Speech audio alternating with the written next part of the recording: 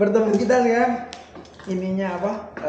Para penggemar semua itu kita sapanya dengan sahabat pedesaan ya. Kita udah punya panggilan untuk penggemar kita. Ya kembali lagi ke channel yang baru saja menetas. Tapi langsung tua. Enggak, orangnya yang tua. Channel enggak mutu tapi terus kita aktifkan. Wih, kali ini kita bahas apa ini? Enaknya bahas apa ini kita? Yang lagi hangat-hangat, isu-isu terhangat di Hangat, ini Jepang. kopinya dingin nih. Acara Gimana? kumpul-kumpul Anak-anak Indonesia yang meresahkan. Langsung jurang. Nah, tepi jurang. Loh, emang meresahkan warga lokal. Oke, kita bahas di kali ini. Menurutmu gimana itu? Wah, menurutku Ariana Arena itu apa Mas Yud? nggak masuk lah di Di otak pemikiran aku itu. Enggak masuk bosku. Nggak masuk. Kalau ngumpul-ngumpul aja sih wajar. Tapi kalau udah yang bawa senjata tajam, merugikan orang lain itu di negara orang itu memalukan. Simpel. Kalau menurut Bang Chandra? Bang Chandra gimana? Ya mirip ya, ngapain gitu aja sih. Jadi mungkin nanti kelihatannya orang Indonesia semua seperti itu. Nah itu yang apa, yang rentan sama kayak kita ngelihat segelintir orang Amerika misalnya, nanti dicapnya Amerika Jin ya, semua jadi kebawa kayak gitu. Ya mending cari ya validasi yang lebih bijak. Wah, lagi. validasi itu gimana? Kan setiap orang butuh validasi tuh. Itu Ya. kalau menurutku sih memang mereka itu sedang dari ini memvalidasi dirinya Ya. mereka sendiri, pengen nunjukin keberadaannya bahwa di sini. Setiap Kalau menurutmu orang- nih, ya kamu yang paling muda, mungkin jiwanya masih sama. Kalau menurutku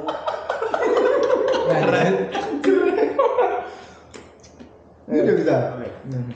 Kalau menurutku mungkin agak beda dengan pendapatnya Mas Chandra sama Mas Yudi, karena mereka kan udah di tingkat kedewasaannya udah beda. Jadi kan mungkin kalau lihat anak-anak Indonesia kumpul terus nongkrong di pinggir jalan, mungkin ya aku sih nggak tahu di situ ada bawa senjata tajam apa enggak, tapi katanya ada yang mengabarkan juga bawa sajam itu. Mungkin aku juga masih di fase mereka yang masih pengen tampil, masih pengen cari jati diri, masih pengen dipuji apa gimana. Tapi kalau menurutku sih nggak masalah kita berkreasi dengan diri kita sendiri, tapi kan Jepang tuh negara yang menurutku negara yang sangat semua itu difasilitasi gitu loh. Kayak kita pengen ngumpul apa pengen ya kita mending sewa tempat apa kita ngumpul bikin di mana kan ada kayak tempat minum apa tempat apa kita ngumpul di situ mungkin lebih lebih tidak menjelek-jelekan nama teman-teman kita yang satu negara. Tapi aku baru aja tadi di pekerjaan nanya sama orang Jepang, gimana pendapatnya orang Jepang ketika melihat sebuah perkumpulan orang Indonesia yang mungkin mengganggu kayak mengusik orang Jepang yang lewat, kayak mengancam apa gimana, jadi ngasih sih.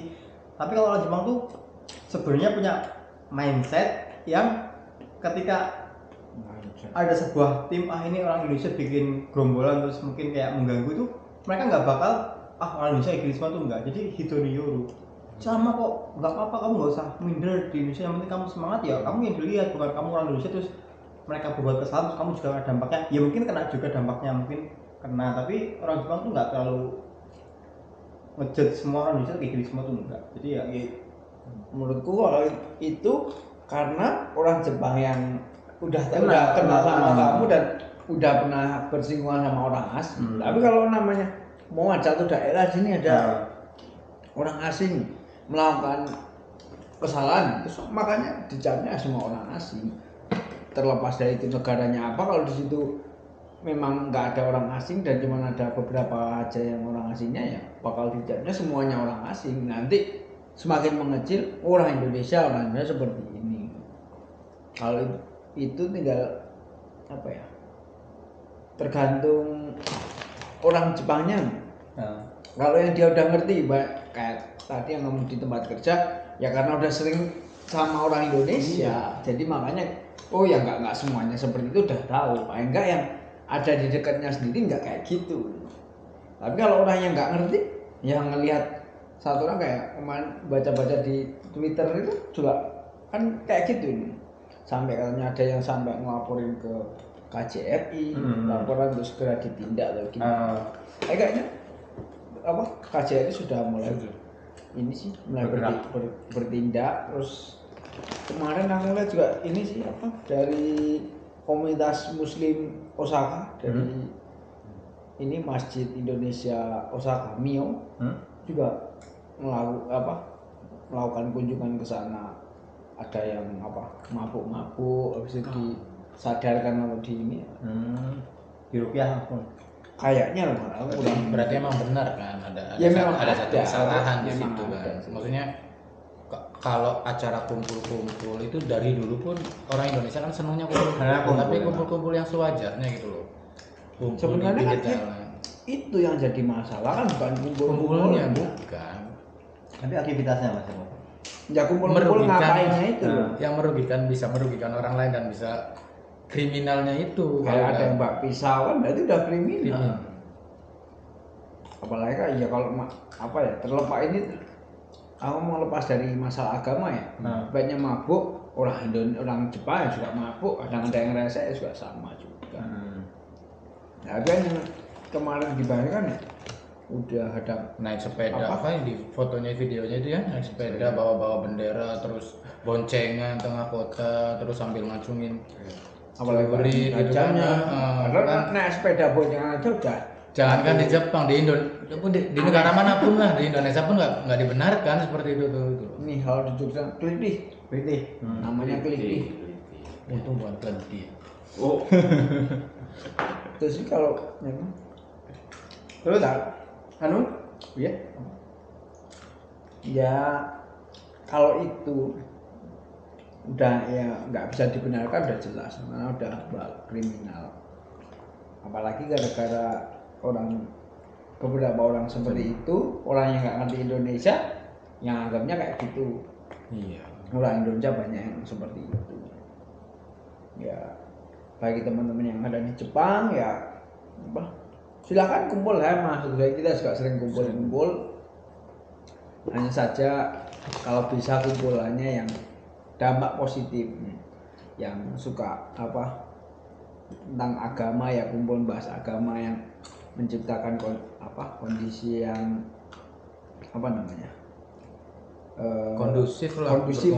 kumpul kondusif kayak Idul Fitri, acara misalnya ngumpul-ngumpul nongkrong pun wajar, malam mingguan nongkrong dari dulu juga ada di Osaka itu. Minum-minuman kayak minum-minum.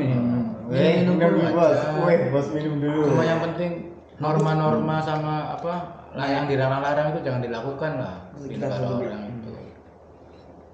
Kasihan senpai-senpai yang udah menjaga nama baik Indonesia ibaratnya. Ingat tujuan awal datang ke Jepang itu buat apa lah. Karena nanti kalau udah perkara hukum di sini kamu yang tujuan merugikan diri sendiri juga lah, gitu aja sih. Kasihan yang senang berkomunitas juga silakan komunitasnya diangkat, asalkan justru Jepang itu negara bebas yang berkumpul sebenarnya, hal-hal yang dengan hal-hal yang positif dan menguntungkan, baik itu menguntungkan diri sendiri maupun menguntungkan orang di sekitarnya. Kayak dulu aku punya teman yang di Tokyo pas Ramadan tuh berbagi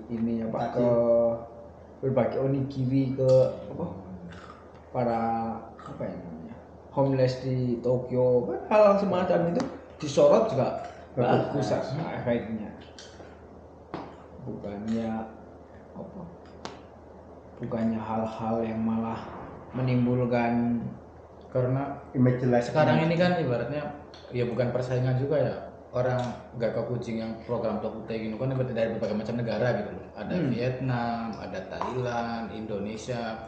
Kan jangan sampai pasti orang itu kan membandingkan. ya jelas. Pasti orang Indonesia, orang Jepang ini membandingkan. Oh ya orang Vietnam, bagusnya orang Vietnam apa, bagusnya orang Indonesia apa, bagusnya orang Thailand seperti apa gitu.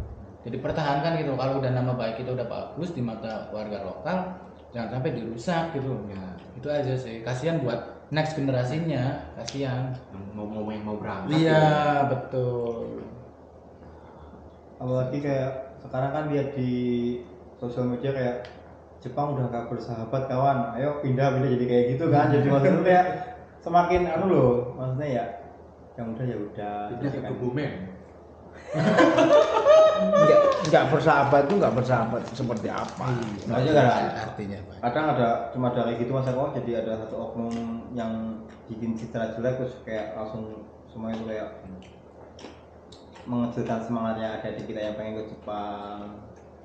Nggak bisa apa langsung pukul rata gitu ya. Pokoknya Kayak sekarang aja yang banyak yang ini apa sibuk bingung beras nggak ada. Jelas sebagai sahabat pedesaan Di desa banyak. baiki mau berapapun makanya berasnya. ya itulah adalah plus minusnya ya. Tapi kita bersyukur juga sih, maksudnya tahun ini Taifu itu nggak terlalu yang Kemarin beli beras 5 kilo berapa? 1.200 itu baru naik loh itu loh. 1.200 5 kilo. Itu Berarti kalau itu udah naik kalau 30 berapa? Siapa yang suka beli 30 kilo? 30 ya tinggal dikalikan aja. Ya berapa? Human quality-nya ya tanya. Berapa? Sekitar 8 ribuan lah berarti. Apa? 30 kilo? 8 ribuan. Mas 8 ribuan ya. Nah, kalau di sana udah ijiman berapa? Nah, di kota. Mungkin karena kepanikan sih ya, informasi itu panikan jadi nyangka kan, pada ngeborong kan, Dan harusnya bukan pada nimbun lah. ya, kalau apa ya? Kalau pada panik ini kayaknya nanti bahas beras jarang nanti kita lanjut ke ini kedua aja. Dampak dari Beras nanti kita lanjut di part 2. Part dua. Ini part pertama bahas yang keng. yang itu Ya, berarti kita itulah. tidak setuju dengan apa? Dengan tingkah-tingkah yang merusak Iya. nama baik kita orang Indonesia di Jepang. Hmm? Apalagi kita yang di desa juga apa? Meskipun tidak merasakan dampak langsung, tapi pesan kita buat teman-teman yang ada di kota-kota ini dari berkumpullah dengan Anak desa. apa? Dari Anak desa. sahabat pedesaan. Sahabat pedesaan ini pesannya ya silakan apa berkumpul membuat image yang baik bagi negara kita tercinta dan bersemangat, kita sama-sama semangat untuk apa merantau, keluarga menanti di rumah begitu. Semoga kita semua sukses di sini Amin. dan mendapat berkah Amin. buat semuanya. Amin. Oke, Tetap berjumpa semangat. lagi di ini video selanjutnya dari Desa Nokwasa. Salam pedesaan. Tadi kemarin Record stop. kan power sampai gini. Stop record. Stop record. Tadi bisa ya? Tadi iya, apa yang Stop. Apa yang heran kalau tadi kok. Stop record. Record stop. Masuk.